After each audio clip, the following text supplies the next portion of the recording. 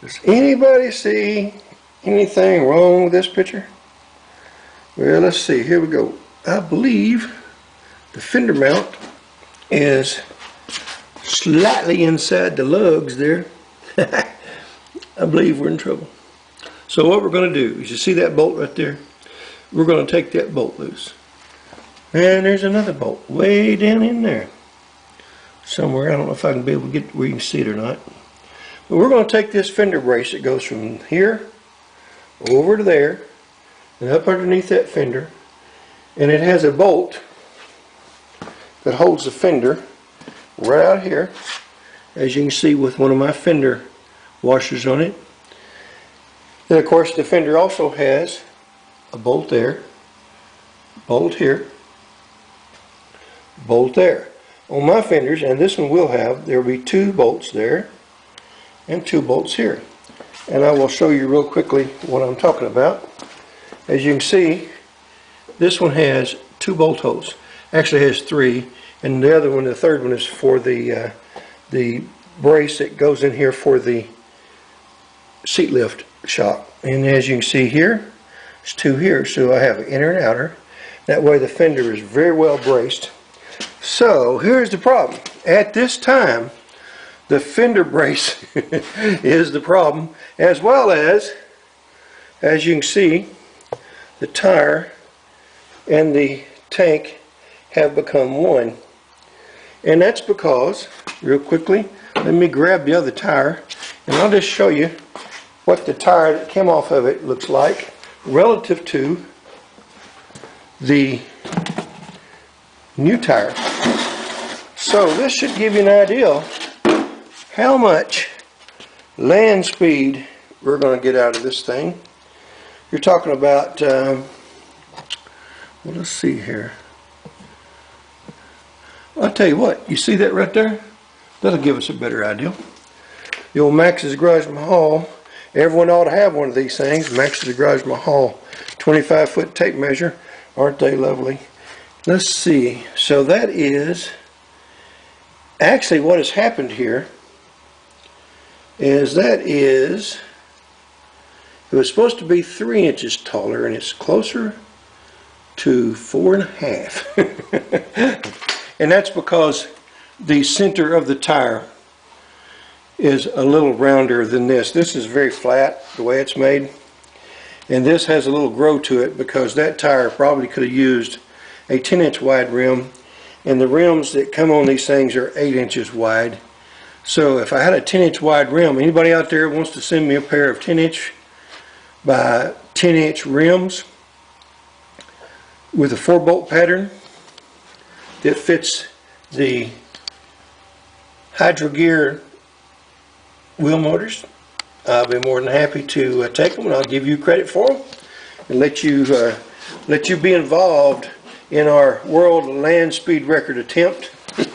But here's what we're going to have to do, guys. We're going to, even with this bulge in this tire, which you can see here, it's a little bit of a bulge, and that's normal for most tires anyway, so that is not a big thing. That'll just give us a little higher numerical, lower numerical gear ratio, which will give us more speed. And we're fine with that. So we're going to have to take that bolt loose. Also, we're going to have to take the starter solenoid loose, which is mounted to the fuel cell mount. And we're going to take that bolt right in there loose, way back there if you can see it, on both sides. And we're going to have to lift it. Now that may mean we have to move our fuse block. And that's so pretty, I sure hate to do that, but at the same time, I do not want that fuse block in this fuel cell making contact. That would certainly be a no-no. So once we get this thing raised up to where we no longer have any tire clearance problems, if we cannot use these tires, I'm in conversations with, let me get you a brand here. I'm sorry, but this is going to be upside down, but I'll tell you what, I'm going to spell that for you. That says, if y'all bear with me, hope you don't get sick, I'm going to spin this camera over. So here we go, real slowly. Now then, I bet you're getting sick already. Repeat after me. I'm not going to be sick. I'm not going to be sick. Can you read that right? That says MASSFX, and it is a, somebody's always calling you in the middle of a video here. It's AT23x11-10. So we'll be back here shortly. Here we are back again, and if you ever wondered if Max's Garage Mahal ever worked on and actually did this work himself, well, I guess you'd have to say I do, because if you also wondered what a Hustler Raptor RSD or SD60 looks like without the fuel tank and the fender and a bunch of other stuff on the thing, that's what they look like. Right over here is the fuel tank, and safety in mind, got everything plugged. So that's what they look like out of the frame. And while I've got this thing out of the frame, I'm going to check and see if I can get my hands on a flip-up fuel tank. Maybe Hustler would be nice enough to send me a right fender for a flip-up along with the dashboard and the fuel tank, fuel gauge, sender, and everything we need to put a fuel gauge on this particular machine, just so we can show you guys that it can be done, because I believe everything's going to be a bolt-in pretty much. So Hustler, I'm calling on you guys. XL Industries, calling you out. Y'all asked me to collaborate with you. Here we go. It's your opportunity to collaborate. So here we go one more time. We're going to show you this real close. And there's a big gaping hole where the fuel tank was, and this wasn't setting on there exactly true, so we will make sure all this rubber goes back in place. We're going to build spacers to raise this fender mount. We're going to take those bolts out, 1, 2 right there. We're going to jack up that fender mount 1 full inch and see if that does it. If it doesn't, then we probably will take these tires off and go down to a 22 inch, because these things really are more than 23 inches. They're really more like 24 and a half, which would be wonderful, but we're not sure we're going to get away with that. And we could get away with it, I think, if we shim the front of the seat 1 inch at the front in order to be able to take the 1 inch of pitch out. Then we've got to make sure that the belts down here are in a line when we take that 1 inch extra raise out of the deck. And after all that's done, then we'll be out operating this thing, cutting grass with it, show you how it all operates. So stay tuned. We'll be back and we have more progress here. Alrighty, let me put this pressure on here. That looks like plenty of clearance. That's enough to get my finger under there. Of course, it drops way over here, so that's plenty of room there. And what we're doing our measuring with is a pair of a little more than 7/16, a little less than ½ inch, so I'm going to say 15/32 times 2 spacers made out of the same material that you see the ball made out of over there. So that's what we're going to use as our spacer measurements. And as you can see here on this side, looking down from the center, that's what I've got there, and I believe that's going to be more than enough to give us what we want. And let's do this. Let's go over here real quick, and I'm hand holding all this, so bear with me. Let's see here. Let me get this fender up on here, back into its location. First I have to move a fuel hose. Fuel hose is in the way here, fuel breather hose, vent hose. So let me move it temporarily, get it back down there. And what I want to do is try to bring this up to where we can see approximately. Now then, what's that look like to you for space from on the original? And if we end up having to go back to the original tires, we may just leave this sucker just like that. I like it. So we'll bring you up to date as soon as we hit some. We're going to get some metal spacers and longer bolts with the flange head and the cadmium plated. And we've got to be able to space up this starter solenoid. And we've got to space up that thing right there, which is our fuse panel. We want to leave that fuse panel right where it's at. So we're going to get this thing put back together and running down the road, and then we will, now that's the space right there on the tire. Let's see here. Let me see if we can get some light in there. That's probably at the closest point 3/8 of an inch. So given that this deck don't go back and forth too much, and that's in transport position, I think we'll be just fine. Y'all come back, stay real close here. We're going to get this thing done, and you're going to do it with me, so hope you enjoy it. Be back shortly. I know we always have a lot of naysayers. Says it can't be done, won't be done, it's not going to be done. Well, it ain't done, but it's getting close. So let me show you where we're at right now. We have a body lift kit partially installed, and as you can see here, there is a lot of space in there now between the fender and the tire. Right there, you can see it from that light coming in from outside.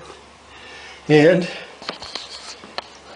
guess we'll have to get a coffee cup, put gasoline in this thing. But that's another deal altogether. So gasoline and running and all that stuff, we'll get it all figured out. So here's where we're at. We had to increase the body lift here, which is down below those springs. And let's get over here and see if we can see it over here. Right in there. So we're getting closer all the time. Shortly we got to find some material. If you can see the fuse panel holder, the bracket right there, we've got to raise that thing. And as soon as we figure that out, we're going to go ahead and reinstall the fuel cell. And then we are having a little bit of a problem here, and I knew we would, and that is it doesn't want to go all the way into reverse. As you can see right down there, it likes just that much. So that's going to be a real simple fix, and we'll do that. The fender is bolted down here, and it is bolted here. So this is really where the fender is going to sit. It may be able to come up just a tad more in the front to about like that. And we may do that. That may be more or less like it was from the plant. And we'll check it against the right hand side. And once we do that, we'll go ahead and make the fender comfortable, as I like to say. But let's back up here. Back up here a little ways and get a shot. See what, oh, you know what, it'd look better if you had the seat up, wouldn't it? Let's do that. Let's go ahead and put the seat back where it belongs. And then, if you'll notice, I haven't adjusted the pitch on the seat, and I like it just like it. I sat on it a while ago a couple of times, and I actually like it right there, because with 3 fractures in my back over the last 45 years, that actually setting up a little straighter. It still has a little lean back to it. We may just leave it like that, and if it feels good when we're operating it, now that's going to be the new home. But that's what she's going to look like with them humongous 24-inch tall tires. There are 23 by 11 by 10. 10 is the diameter of the wheel.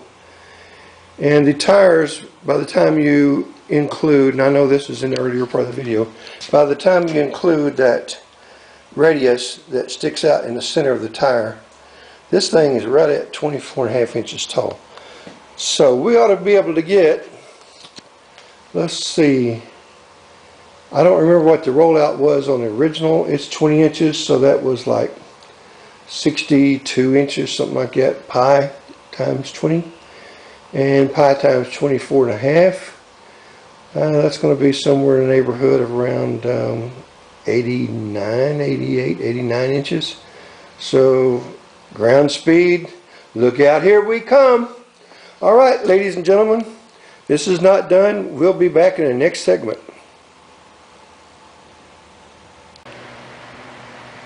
Well, looks like this is going to be the end of this episode.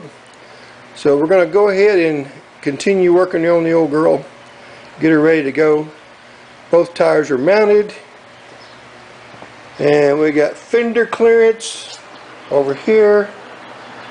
Let's see if we can get it where you can see it right in there. We got Fender Clearance. This fender is not mounted, it's just sitting there. It does have one screw in it right there, as you can see. And even at that, if I put the fender all the way down on the front to these contact bolts here, still has fender clearance. So I think we may just leave it like that and leave that little rake on it, because you know what, that looks pretty stinking mean. I mean, it looks mean. Look at that, look at that, look at that, look at that. Oh, don't it look good? Mercy. Okay, so we're gonna cut this off right here. Hope you'll come back for episode 2 or 3 or 4, however many there's going to be, because we're going to make this sucker work one how or the other. And at this point in time, I want you to know, this is how many I just got through mounting that tire. This is how many straps it took on that MASSFX by Mass Depot tire to get that sucker on that rim. That's just telling me that those sidewalls are outstanding, and I think Mass Depot's got a great tire here so far, and we will go out and test it. We're going to do a little hill climbing with it. Hate to get this thing in the mud, but we're going to get a little mud with it, and I think we're going to be real proud of those big old tires. And I got a feeling just nothing else but those tires is going to help us get to the and set the new world land speed record for a Hustler Raptor. Glad y'all came by and visited. Please share, give me a like if you've enjoyed this, thumbs up, and subscribe if you haven't. And y'all come back and see me now, you hear?